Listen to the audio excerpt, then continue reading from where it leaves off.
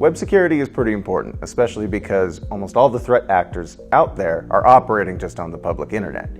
There's really two sides to it. There's web content controls, which are going to protect your users and your employees from going to malicious sites, whether intentional or not.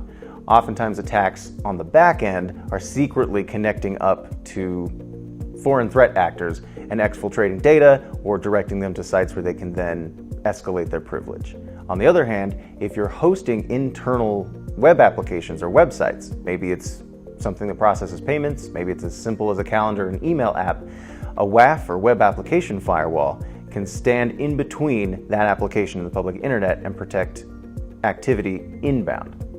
Like many things, web content control is really bound by the resources that you're working with. And you first have to figure out exactly where you're exposed and where your vulnerabilities are. And to do that, you'll want to work with somebody who has those types of resources or who's used to that in a particular environment, who can work within spheres like Amazon, Azure, Google, etc., and provide the technical resources to be able to filter out threats and protect you from potential threats, as well as resources that can pull it all together in the end.